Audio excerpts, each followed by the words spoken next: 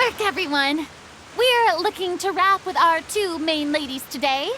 I can already smell our success. What do you mean, looking to wrap? Oh, aren't you the expert now? This upcoming scene is the two Musketeers' final confrontation with the Baron. There will be quite a bit of action, but no choreography beyond what we've already rehearsed. Anyway, get ready. Lights, camera, action! The view is beautiful tonight.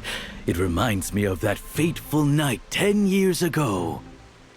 And now that I've said it, I can even make out the faint fragrance of herbal tea in the air. Enough, villain! It's time that you pay for the death of our mother! My dear Iris, have you forgotten your manners? How can you speak like this to your own father? I'd sooner swallow all of my teeth than call you father. What did I expect? Seems the daughters have turned out to be just as obstinate as their foolish mother.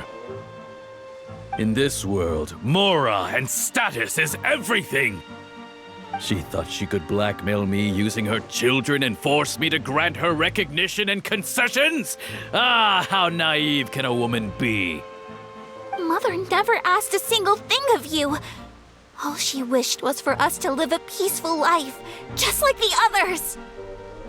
It was you who personally brewed the poison of prejudice and sent Mother to her death. Compared to that deadly poison, the 2 bullets that will soon pierce through your heart will be like sweet mercy! And that's exactly why I said you're just as naive as her. Did you really think 2 muskets would be enough to defeat me? So let's see. What is stronger, Mora and power, or the 2 muskets in your hands?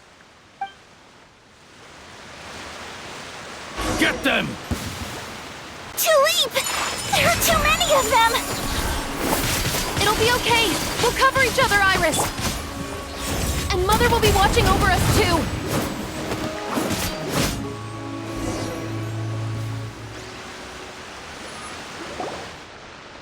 You've lost.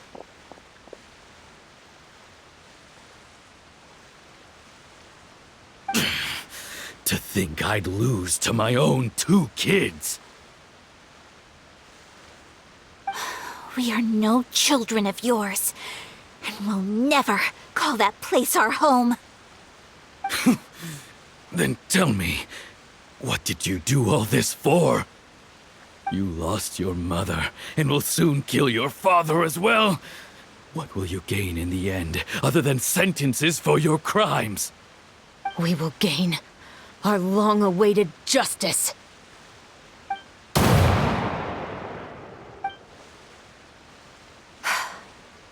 It's over. Finally, it's over.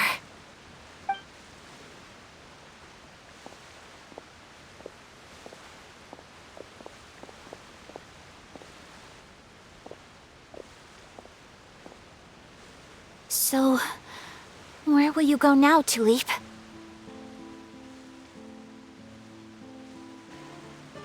I'm not too sure, Iris. Maybe somewhere with lots of flowers? After all, Mother always did love going where the blossoms were. What about you? I want to go visit Mother's grave. Yeah, that's not a bad idea. Huh? Tulip, look! What is it? It's Mother's favorite. The rainbow rose. Look, it's blooming again.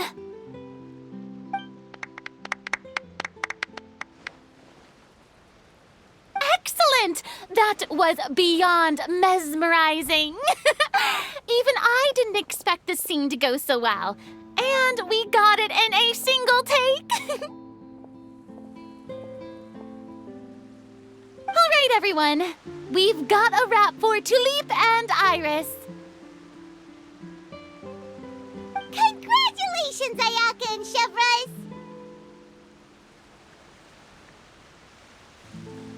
Thank you. I didn't expect our parts to wrap so quickly.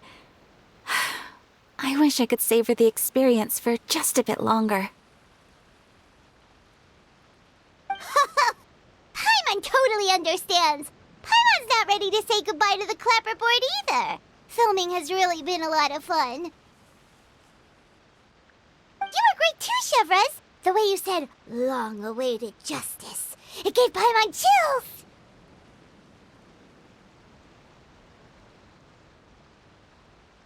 That is indeed my favorite line in the whole book. I still remember trying to act it out in my room the first few times I read it. Whoa, Paimon would have never guessed you're that type. Who doesn't like stories where the guilty are punished and justice prevails over evil? Don't forget, I'm the captain of the Special Security and Surveillance Patrol. Captain, I have something urgent to report.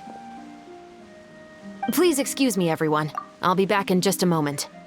It's okay, don't worry about us.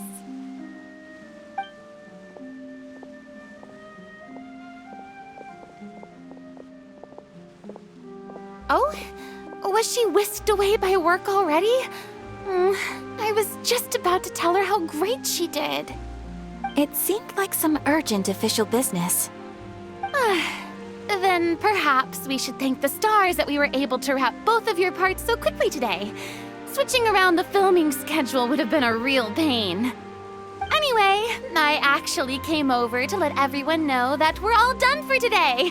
You can go home and get some rest. And one last thing, Miss Ayaka. Your acting skills today were immaculate as always. Are you sure you won't consider taking up full-time acting? See, I just happen to know this great troupe that's still looking for a lead actress. Thank you for your kind words, Director Farina. Unfortunately, there are still many matters that I have to take care of back home at the Yashiro Commission. I cannot remain in Fontaine to pursue an acting career. Nevertheless, I will make sure to treasure this incredible opportunity in my heart.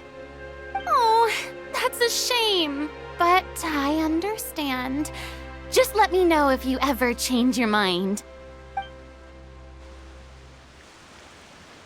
I believe it's also about time for me to take my leave. But hopefully I'll see you on set over the next few days. Even though my part's wrapped, I'd still like to swing by and help out the crew. See you tomorrow, Traveler and Paimon. Yep, see you tomorrow! Well, what should we do next? Maybe we'll go investigate the case some more with Chevres today. Traveler, Paimon, please come with me. Huh? Where are we going? You could say that our ship has finally chanced upon one of those small, remote islands of intel.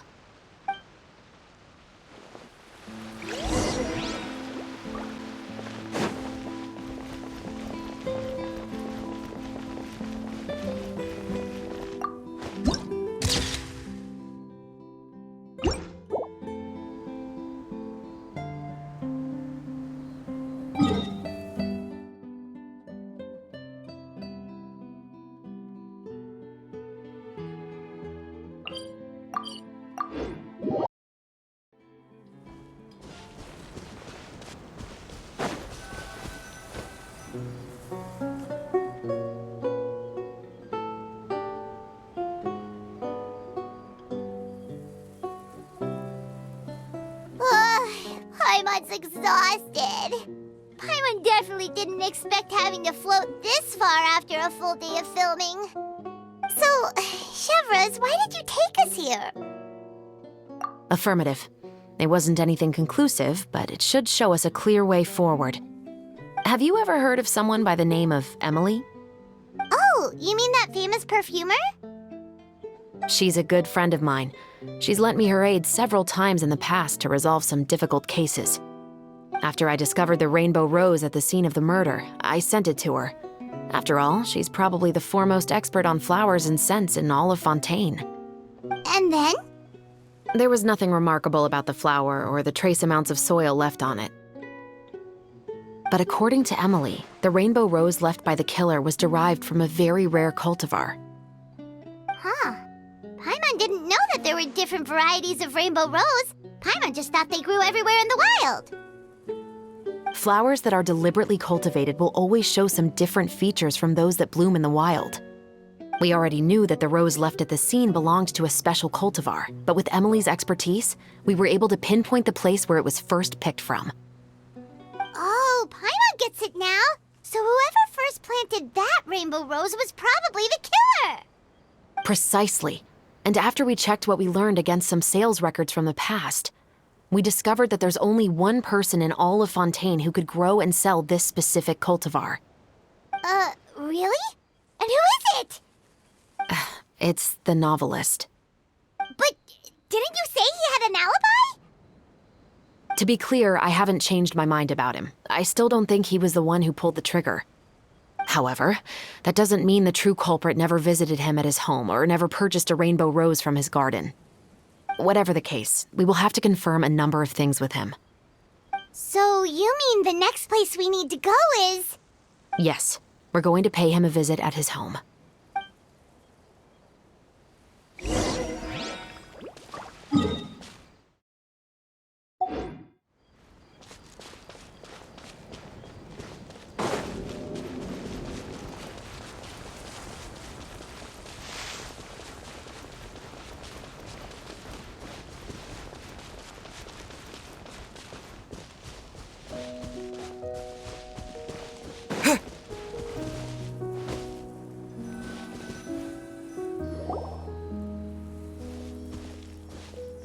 That should be his house.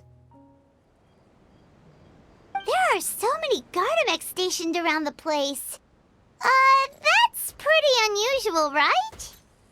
According to what he told me last time we spoke, he hired them so he won't be harassed or disturbed. Huh. So there are a lot of flowers in his garden, but Paimon doesn't think we'll be able to pick one without alerting the Gardamex.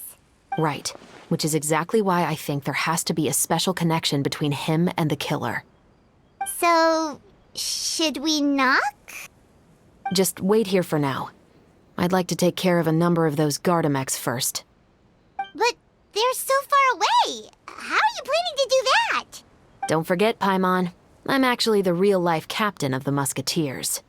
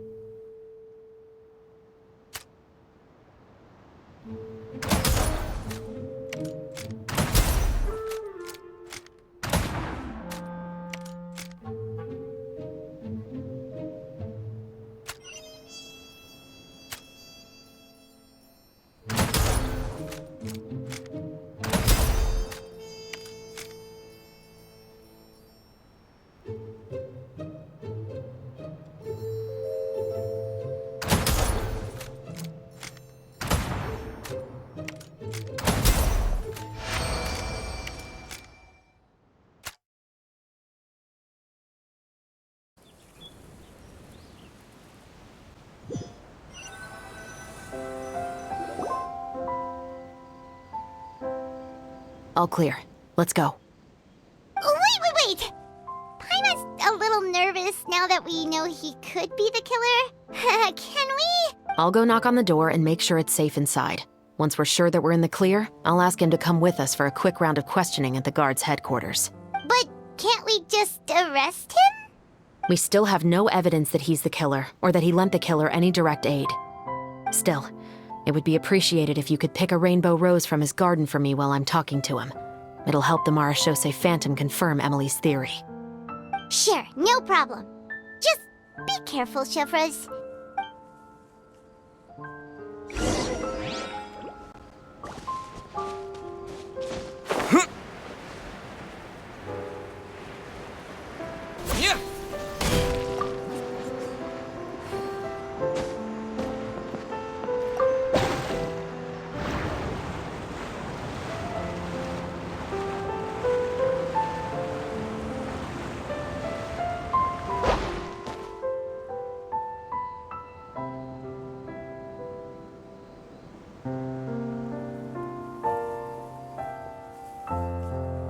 Excuse me, Mr. Baptiste, are you home?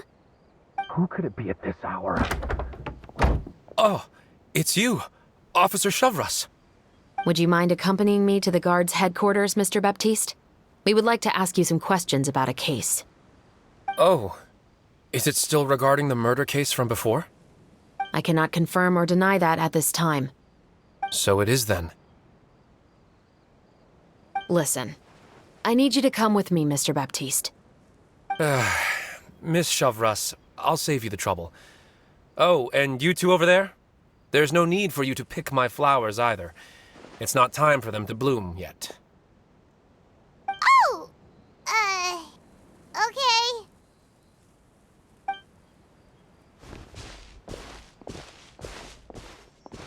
By saving me the trouble, you mean...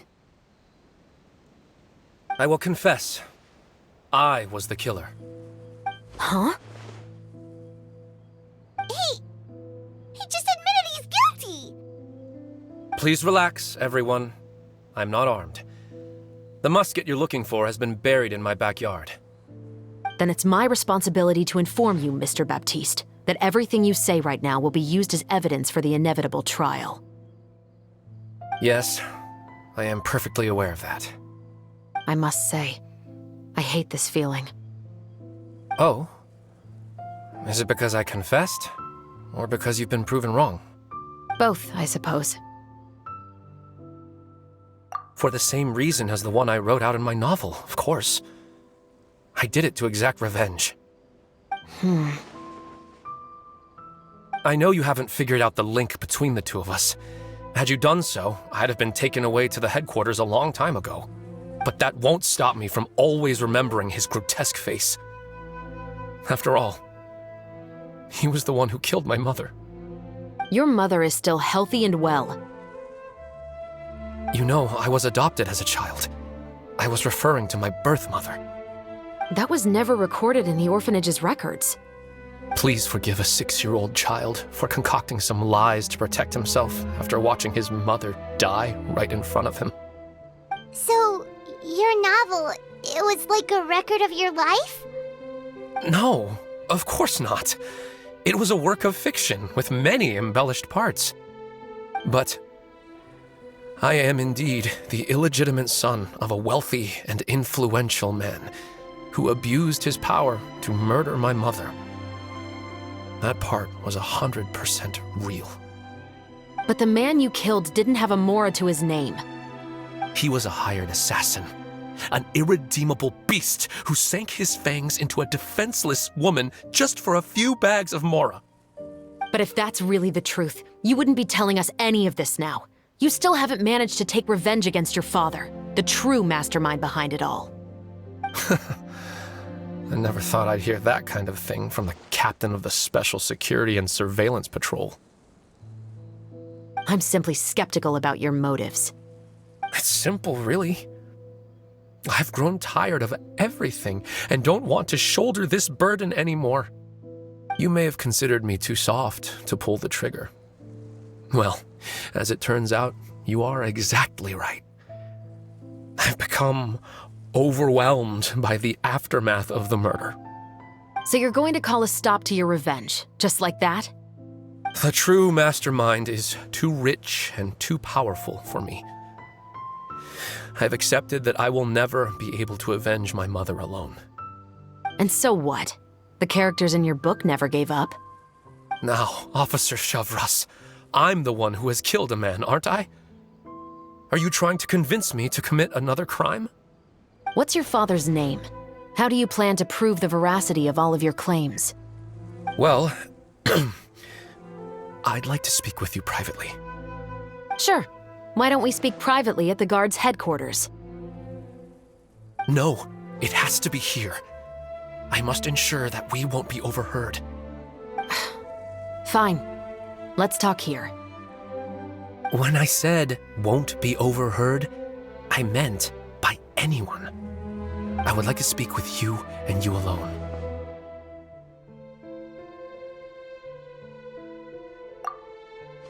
Thanks. I appreciate it. Please stay safe, Shavras.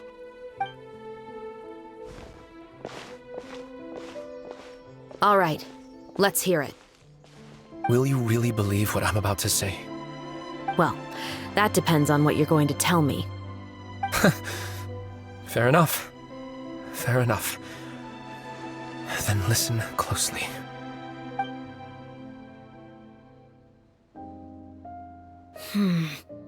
So that's how it's all connected. So, it seems you believe me after all. Do you want me to go public with this? No, of course not. At least, not right now. Then why did you bother telling me? You've read my work. What do you think? Even if you were to go public with all of this right now, he'd simply deny everything. It's been too long. Almost 20 years. Anything that could be used as evidence has long faded away. Even if there might have been a solitary island of truth once upon a time, it has long sunk beneath the waves by now. Justice will never find him. Not if you don't try. I know that as the captain of the Special Security and Surveillance Patrol, you will always stand on the side of justice. But do you really think a cushy life in prison really constitutes justice for him? I bet he could lead an extremely comfortable life in the fortress of Meripede. What are you trying to say? I've been observing you from a distance. Your portrayal of the musketeer was exquisite. Pull the trigger of justice against him. Let the villain get what he deserves. You want me to let you go so you may complete your revenge? No, Officer Chavras. I know that would be impossible. No. What I'd like is for you to perform the deed on my behalf. Oh, Shiva sure is taking her time. What could they be talking about anyway? Oh, Paimon's worried. What if he decided to attack her? Oh, you do have a point. Still, do you have any idea who the rich person might be? And why the novelist doesn't want us to hear what he's saying to Chevres? Sorry to keep you waiting, you two. Hey, how did your talk go? I've already sent someone to escort Baptiste back to the headquarters for questioning. He wasn't lying about the musket. It was indeed buried in his backyard. But what about the name? Did he tell you the name of the rich guy? Yes, he did. But for now, I have to return to the Special Patrol. There are still a few loose ends I need to tie up. I'll probably be quite busy over the next few days, so apologies if you don't see me on set. All right, Paimon understands if you can't tell us everything you know. We'll just keep an eye on the Steambird then. Actually, there's still something else I need your help with.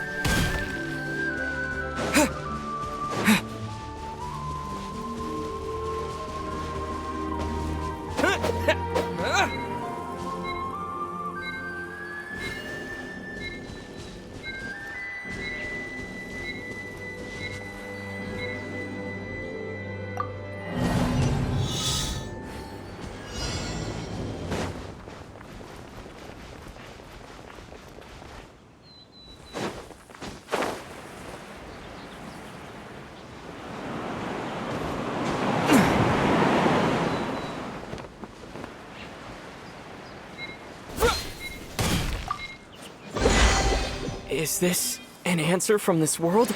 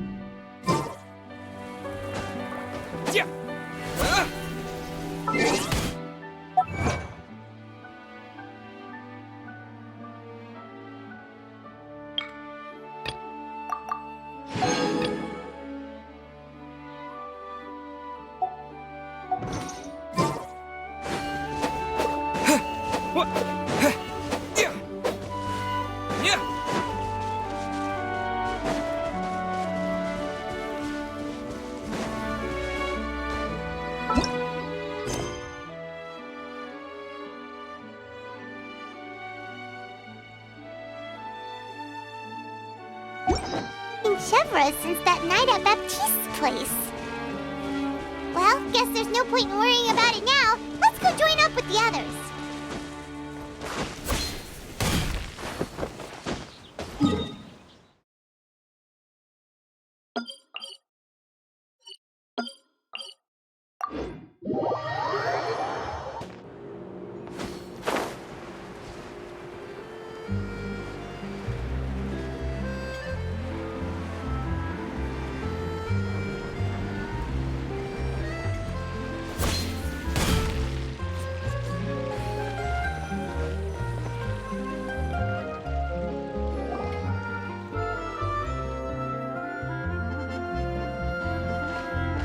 Good morning!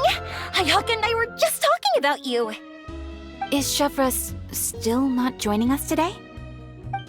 Probably not. We haven't seen her either. Huh? That's such a pity. Director Farina said that we've only got a few small scenes left before wrapping up the entire thing. She even said that she'll get me into a couple scenes so everyone will have a chance to shine in front of the camera. We were also planning on having a victory feast once we're all finished filming. You can join us, right? If only Chevros was here. I still haven't taken a photo with her. I'm afraid that can't be helped.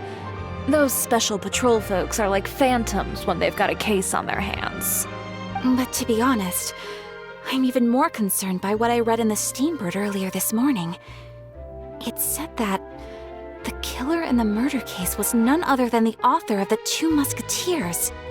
Oh yeah, I heard about that too! He came forward and confessed his crimes, but gave no explanation as to why he pulled the trigger. We didn't know about this case at all when we joined the film. Is it going to affect the reception of our work? From a pure publicity standpoint, this will draw a lot more attention to our film. I have to say, though, that no director can be perfectly comfortable with garnering attention through means other than artistic skill. To be fair, I feel like that ship sailed the moment you allowed yourself to be named as the director on our posters. It's not my fault that I'm super popular. What was that saying again? My popularity has, Sunk to an all-time low? spread to the four corners of Teyvat.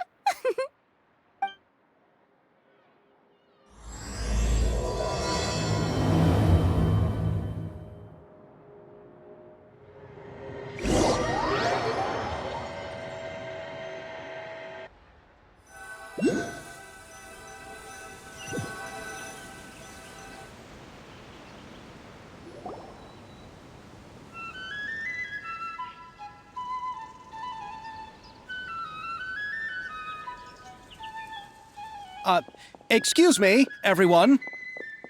Xavier! Feels like it's been ages since we last saw you. I've been talking non-stop with the Film Association, and I'm absolutely swamped trying to coordinate the film's marketing. So forgive me for not being around more often, but please believe me when I say that I will make sure everyone's hard work gets the exposure it deserves. Oh, seems like you've been fighting your own battles. Yes, that's one way to put it. Oh, and before we begin the final round of filming, please allow me to finally introduce you to the original investor of our film, Mr. Morris. A pleasure to meet you all. Yes, glad to make your acquaintance, Mr. Morris. We've heard about the issues you've encountered with your financial situation, and genuinely hope that things have taken a turn for the better. Oh, well, the situation has indeed improved somewhat. Don't worry, Mr. Morris. Accidents and last-minute challenges happen all the time. There's no need to blame yourself over it. The good news is that we're almost done filming now, and I would even say that this is the best story I've ever seen. Is that so? I see, that's great news. All right, now that we've gotten all the pleasantries out of the way, let's get this show on the road. We'll mostly be filming typical people and scenery from the streets today to improve the sense of environmental ambiance in some parts of the film. Oh, and there'll be a cameo for Mr. Kamisato and Miss Yoimiya as well. They'll be used to show outsider perspectives on the fates of the two musketeers. That's right. Ayato should be here any minute. Excellent! Then let's start with the scenery shots. Camera and clapper loader, you're up. Yep, we'll be ready. Remember, all we need are some wide zoom shots of the streets. If you happen to find some particularly lovely patches of flowers and grass, feel free to grab some close-ups of those as well. Ready? Lights! Camera! Action! Okay, now move the camera slowly. Try to focus on that flower. What's wrong? Just adjust the focal length a bit. Something the matter? Huh? But wasn't it working fine for all the days before? Veronique, can we try a different camera? No problem. How about this one? All right, let's give it another try. Lights! Camera! Action!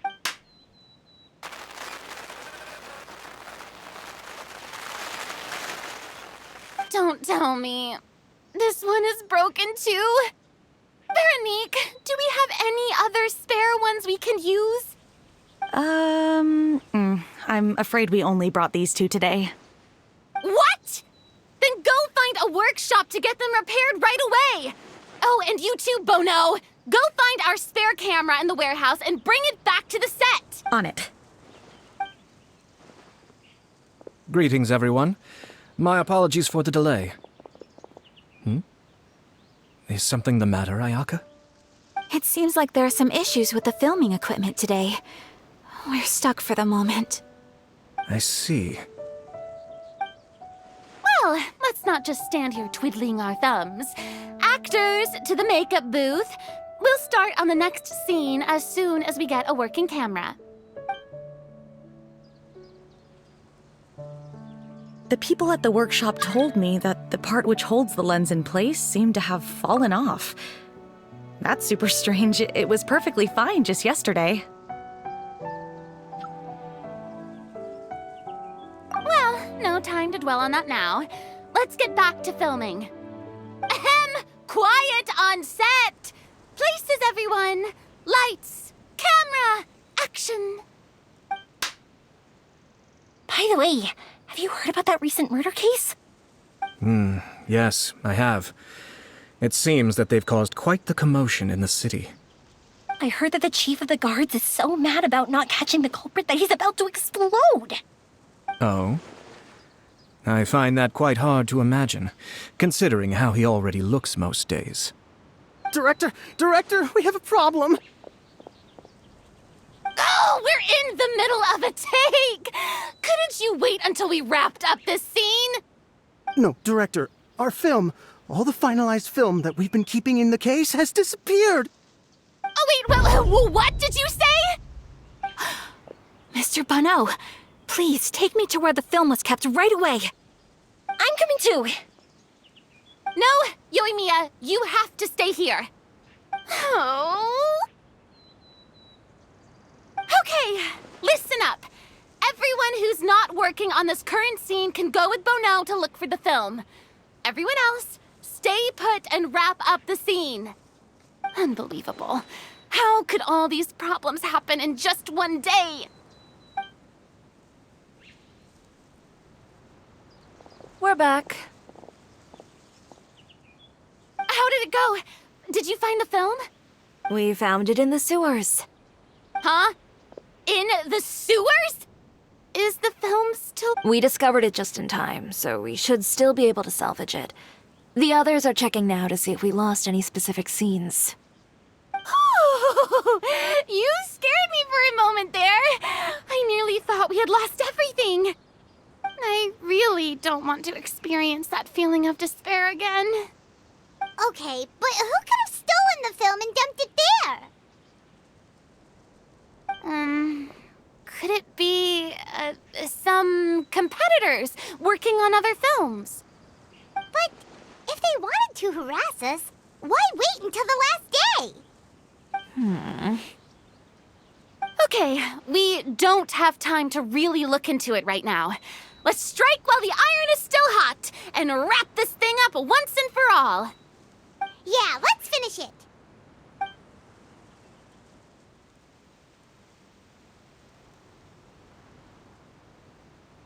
I would like to officially announce that our entry to the festival, The Two Musketeers, has now concluded filming! Paimon is spent. It's so late already. Even though the filming process proved to be extremely challenging, everyone provided valuable and unique contributions to the final product. Thank you all for your dedication and support. And just like Director Farina, I would also like to extend my most heartfelt thanks to all of you. Really, you've all helped me so much. All right, let's save the awards speech for later, and hopefully also get some rehearsals in before the real thing. Anyway, now it's time to party! Let's all make our way to the beach and have a celebration feast so loud and fun that even the blubber beast will want in.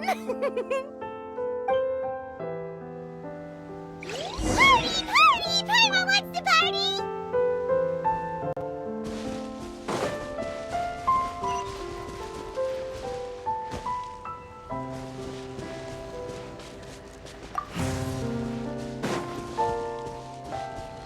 Whoa, this place is hopping. Everyone's finally getting to relax after wrapping up the film. Let's go chat with someone. Have you ever seen a fireworks show, Mr. Morris? It's pretty amazing. I'm afraid I haven't, but I'll take your word for it.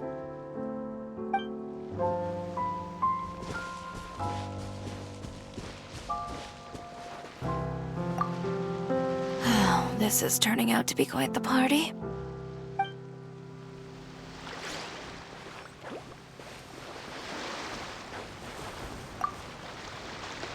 I was thinking, if this film turns out to be a success, could I ask the two of you to stay and be a part of my crew?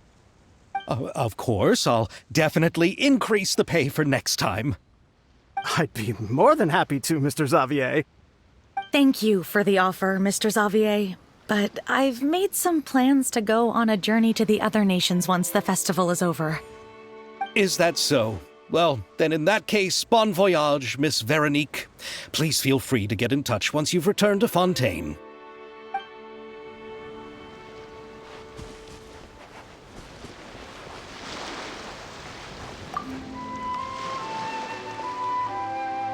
Hey, Ayato! How's your work been going? Everything went rather smoothly. Thank you for your concern. Ayato told me that we've already confirmed the dates for some Inazuma Fontaine cultural exchange events. So the next time we visit, we'll be doing so in our capacities as the representatives of the Yashiro Commission. Oh, that's great! Then maybe Paimon will be able to find Fontaine detective novels in Inazuma from now on! Oh, wait, wouldn't Yae Miko get upset if that happens? That would be stealing some of her business. You've got a point. She's always complaining that light novels have become bland and too predictable after all. The cultural exchange won't only feature literatures of both nations, of course. We have also made plans for cross-cultural engagements in the fields of gourmet cuisine, toy making, and artisan craftsmanship. Wow, Paimon's getting super excited now! When the time comes, be sure to visit and participate in all the events.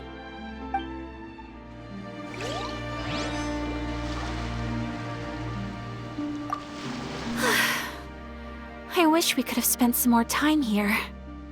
Don't worry. It won't be long before we're back again.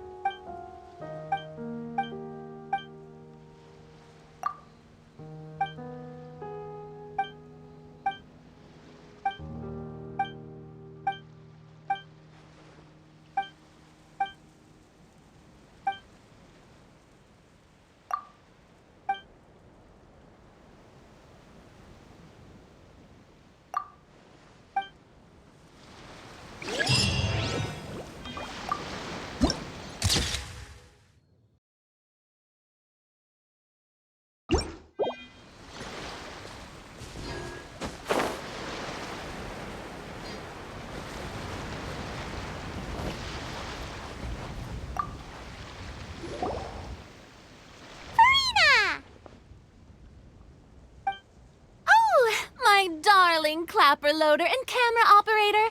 You've both worked really hard. Paimon thinks you worked even harder than us.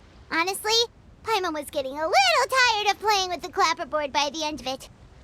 Worst of all, Paimon started having dreams of you shouting, "Lights, camera, action!" into Paimon's ears. The actual dream can't even start until you've yelled that. Hey, if anything, shouldn't I be more grand and delightful than your dreams? We've been through so much together, and that's how your brain remembers me? That's not Paimon's fault. We've just used the clapperboard too much lately. Anyway, what's most important is that we've wrapped the film. I'm pretty confident that we'll take first prize. Hey, no need to mention the official name. Wait, now that you mention it, if we did win the prize, would Farina just get a statue of herself? Come on, I don't need that kind of attention. Xavier can accept the reward on our behalf. But just imagine! Farina accepting the Farina Award and holding a Farina statue. I'm going back to my dessert now. You all can keep discussing that on your own.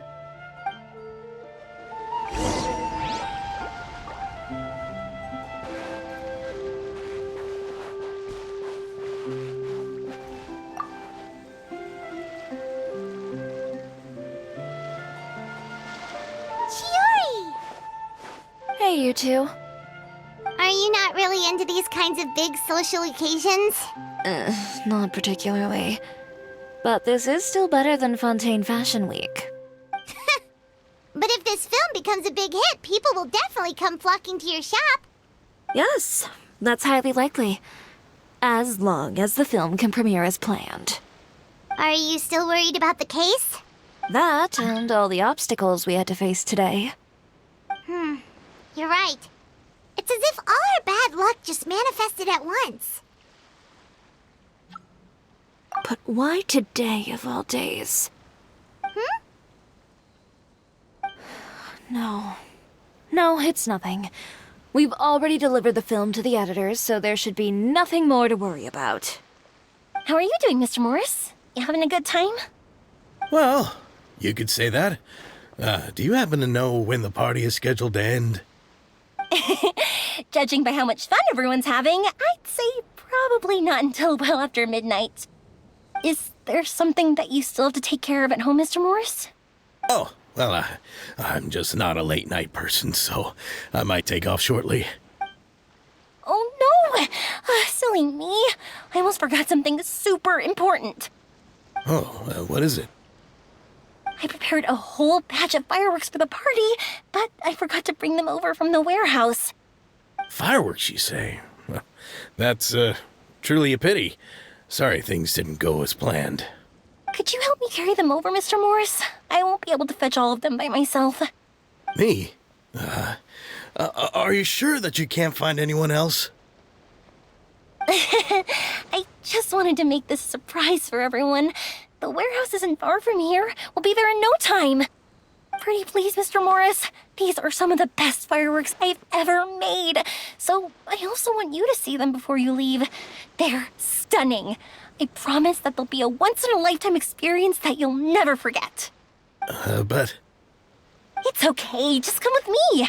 If we're sneaky enough, nobody else will see us leaving. All right. The warehouse is right over here. I moved the fireworks there. Shh! Don't let anyone else see us. I still want it to be a surprise.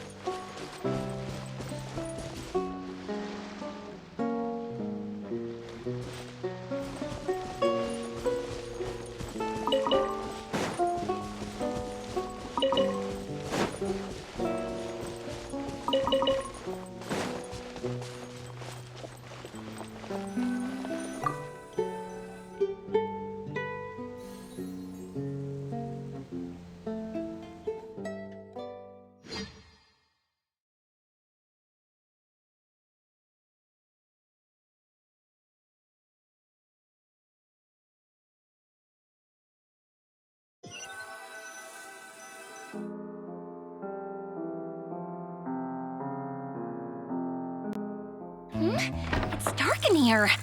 Wait here, Mr. Morris. I think the light switch should be somewhere over here. Why did I have to get roped into this? What was that?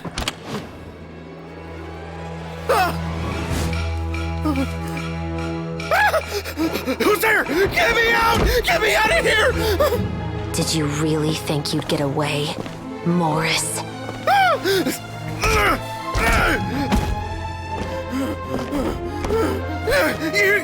the wrong guy! It wasn't me! I'm not the killer! You know, Eliza died a far more heroic death than this. She fought your assassin to the end, to save the children she had hidden beneath the floorboards.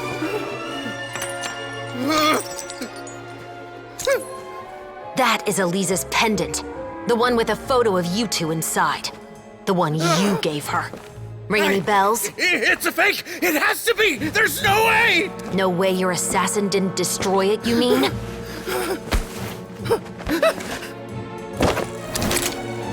Did you ever love her, Morris? Or was killing her always the plan? No, please. Listen to me.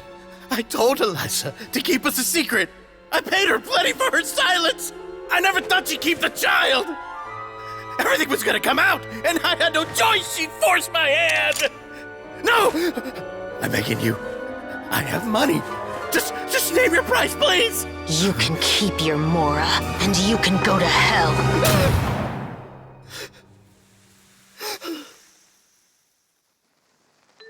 I'm Captain Shovraz of the Special Patrol. Morris, you're under arrest for Eliza's murder. Huh?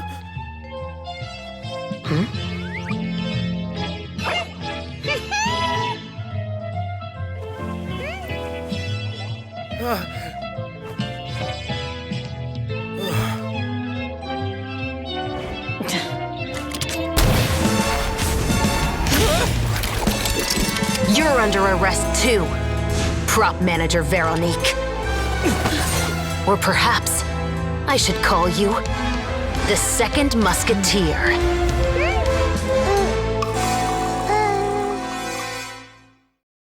Wait, what's going on? This wasn't in the script. Drop the gun, Veronique. Why?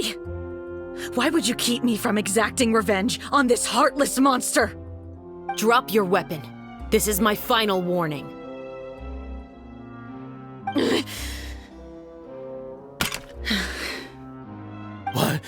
What is going on? Do I have to spell it out for you, Morris? Everything that took place just now was staged to get you to confess the truth. But this last part is all improv, of course.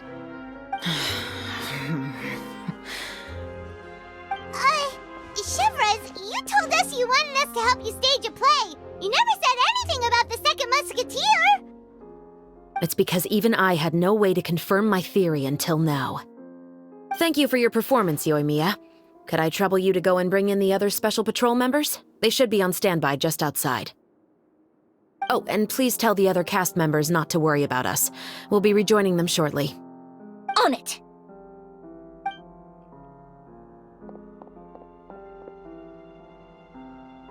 So what do you think, Morris? Care to talk about what happened 20 years ago? My patience is limited, you know. Don't force me to take you back to the interrogation room. I'd wager that you wouldn't last for more than a minute in there. With the recording we made, you have no chance of winning in court. Cooperating with us now is the most practical move. All right. I'll talk. I hired an assassin to murder Eliza. She once worked as a maid on my family's estate. She was very beautiful, and after some time I fell for her. We kept our relationship a secret and carried out an affair for some time, but it wasn't long before she became pregnant. And if my parents ever found out, they would have stripped me of my inheritance and status, driven me out of my home. I also didn't expect Eliza to insist on bringing the pregnancy to term. She even asked me to leave my family and travel far, far away with her. She believed that you were truly in love with her. I didn't have a choice. I gave her a large sum of Mora, told her to leave the family and to get rid of the baby. But then years later, she sent me a letter. There were photos of 2 children, and she even asked if I could find some time to visit them. Huh? 2 children? Paimon thought Baptiste was the only... you mean... Even if she had the children against your will, you could have just ignored the letter entirely. Why kill her? I had just gotten engaged to be married to an heiress from another wealthy family. So if anyone were to find out about Elisa, my life would be completely ruined. I didn't have a choice. No. You always had a choice. You just made the wrong choice. Again. Do you know how it feels to watch your mother be killed right in front of you? My brother and I were hardly even school age yet. We were hidden beneath the floorboards, grasping each other's hands like a lifeline. We were so terrified that we didn't even know we could ever take a breath. All we could do was to watch Mother try to fight back, and then collapse to the floor. Even after the assassin left, we were still too terrified to leave our hiding spot. We thought that he might come back. It was only until the next evening when we finally climbed out and gathered around our mother. But she had already become cold and stiff to the touch. You made up your mind right then and there to bring this case to light. Not only that, we resolved to get our revenge. And that's why you became the Musketeers. No, that's why I became a musketeer. The man from before was also killed by me. My brother had nothing to do with it. I figured as much. You did? I once told these two that he didn't look like a killer to me. His confession from that night also rubbed me the wrong way. I think what really tipped me off was, how could I not feel a sense of regret in him? Huh? He confessed faster than any criminal I've ever met, but he didn't say a single word about you.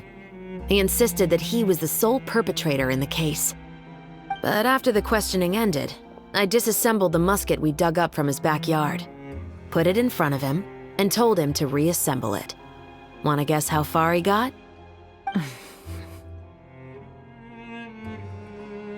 He had no idea where to even start. He's never touched a gun in his life. Based on that, I determined that he was not acting alone. He only surrendered himself to draw our attention and create a moment of opportunity for his partner. So, I decided to play along. And as expected, the second musketeer followed us without hesitation once she saw Morris get separated from the rest of the cast. Besides, why else would he call the novel The Two Musketeers? But how did you know it was Veronique? I figured it out the moment Baptiste told me his father's name. That so-called financial crisis was all just a ruse. He just wanted to sign up as the investor and then leave the film without any source of funding. After all, he has a vested interest in minimizing the reach of this story. It's really just the same thing as what he did to Elisa all those years ago. Human scum. But then Xavier pulled out all the stops and got the film made against all odds. Morris couldn't have that. With the killer in custody, he figured it was safe to act. And so he came to visit the set today, just as I expected. Wait, so you were behind all those mishaps today?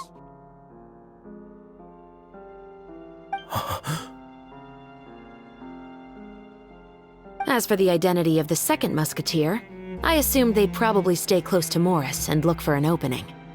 And if they already knew that Morris was the film's investor, then that narrowed the list of potential suspects as well. Furthermore, being the props manager would allow the culprit to avoid scrutiny by purchasing mechanical parts in the name of the crew. With that hypothesis in mind, I went back to check Baptiste's orphanage adoption records. Guess whose name I saw on the same page, just a few lines from his. My brother. He trusted you. As in, he trusted me to perform the deed on his behalf? He trusted you to stand on the side of justice. I am. I thought you could do it as well. Oh, the look on your face when you told him to go to hell. I really thought you'd put a bullet in his brain. You know what he has done. Are you telling me that you'd rather see him spend the rest of his life living like a king in the fortress of Meripede? I will never be able to forget the feeling of my mother's cold, lifeless hands And you would call this ending fair? Is this what you call justice? I won't lie, Veronique. I did hesitate when your brother first told me about the truth. I wondered. I agonized over whether I should really put a bullet in his head. So why don't you? Because that should never be how justice is carried out in this world.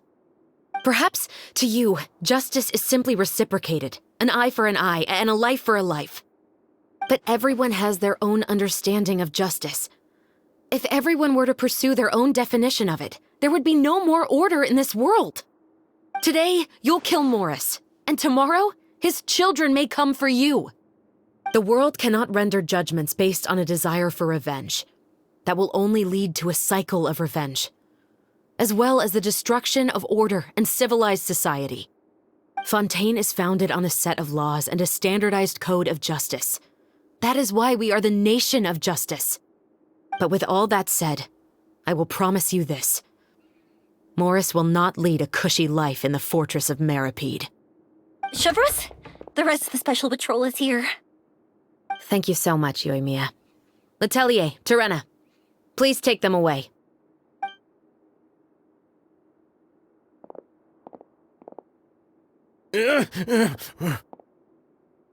I still can't agree with your reasoning. I know. Justice has not been delivered. At least, not today.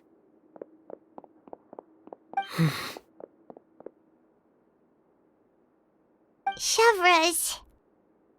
Let's go. We should give an explanation to the crew. Thank you for your concern. I'm fine. I'm just thinking about the things in life that have driven people to take justice into their own hands.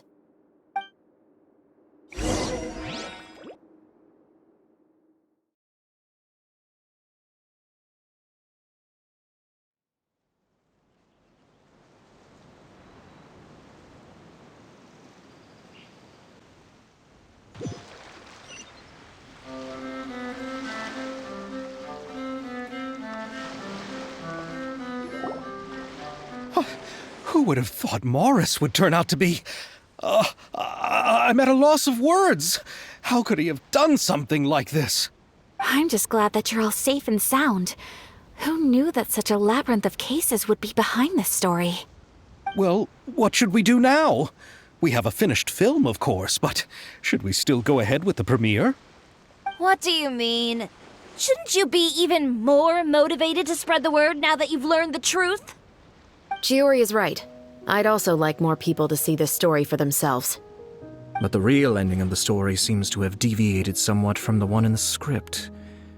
Is that still acceptable to you, Miss Chevreuse? The call is yours. We still have time to reshoot an ending if that's what you'd like. No, it's fine as is. I like what we have for the catharsis. Romanticism is what gives works of art their appeal. Fiction is able to explore means of restitution that could never work in real life. Just like the real world, the world of stories also has its own set of rules and justice. These different possibilities are what initially drew me to reading in the first place. Sounds good to me. I support your decision. What about Veronique? Will she be okay? She will soon face her judgment alongside her brother and Morris. If I had to guess, they'll probably all be sent to the fortress of Meripede. I'll make sure to give Risley a heads up about it. Oh, you mean that kind of heads up? Exactly. Ahem. All right, then the matter's settled. Now that everything's been taken care of, there's no reason for us to keep looking all gloomy and grumpy. Let's get back to the feast and enjoy each other's company. We'll be starting the post-production process tomorrow. You should join us, Chevreuse. You missed the first few hours of the party, didn't you? All right. Count me in. Then I'll wait for you over there. There's still some good news that I'd like to share with Chevreuse. Traveler, Paimon, could you wait for me by the sea after the party ends? I'd like to go on a brief walk with the two of you. Thank you very much.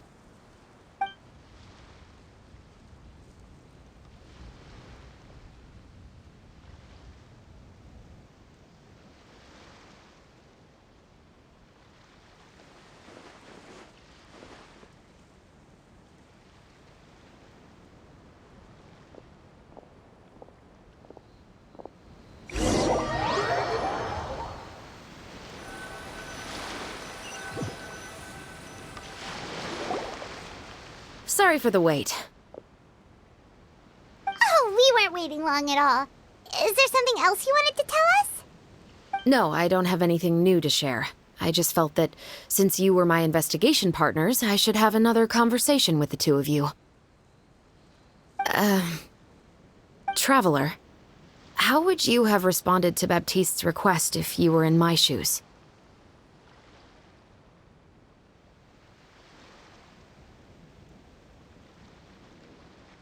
Is that so? Well, thanks for sharing. When I was young, my father often took me here to swim. We'd come rain or shine, even when it was freezing cold. He told me that swimming was the best activity to train one's strength of will. You could never give up before reaching the shore, especially when the water was cold. Oh? Why's that? Because the moment you give up would be the moment you die. At that point, I still hadn't received my vision.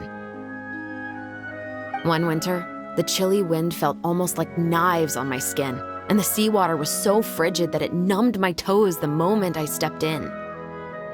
I cried and begged my father to spare me from having to swim across, but he wouldn't listen. He used to be a member of the Special Patrol as well. You could say it was his way of educating his children. That sounds awful. When he saw that I wouldn't stop crying, he just picked me up and tossed me into the icy water.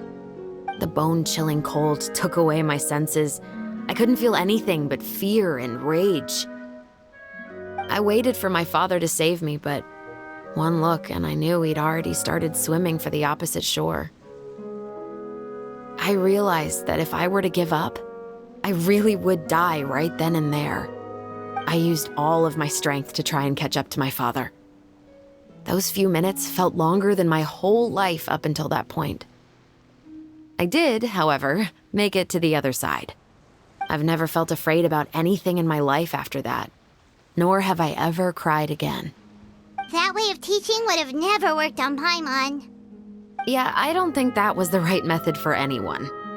It's just that, working now as I am in the pursuit of justice, I still sometimes feel like I've been tossed into that winter sea all over again.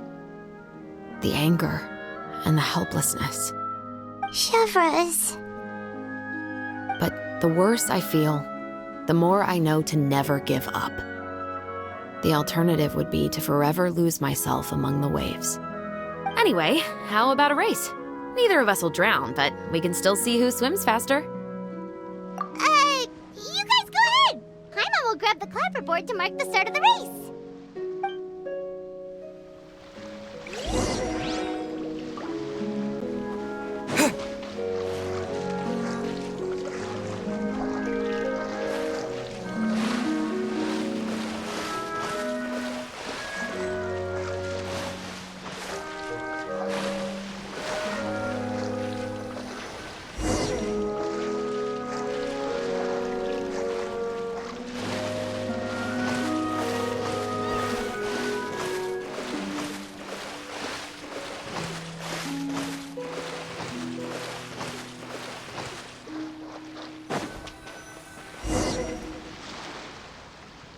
Whoa, that felt good.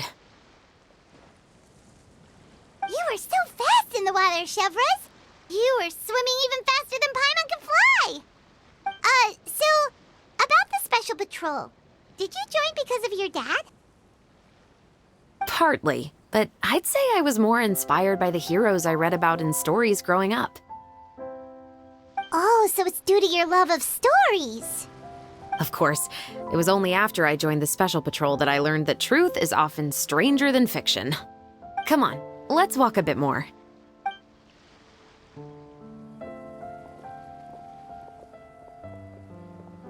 To be honest, I do sometimes question whether the decisions I make are the right ones. But I know that no matter what, I must keep swimming. Because the only thing I've got my eyes on is the shore in the distance.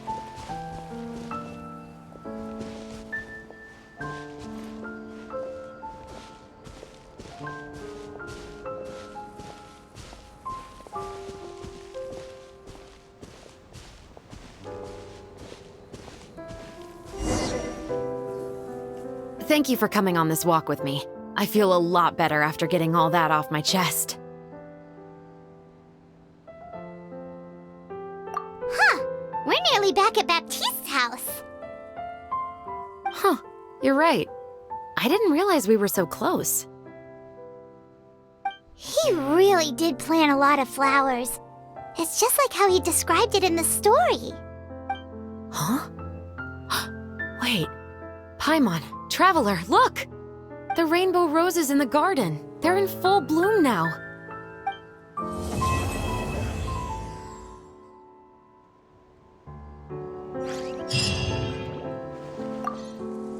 Even though it's a bit late, I must thank you for investigating this case with me. Not on behalf of the Special Patrol this time.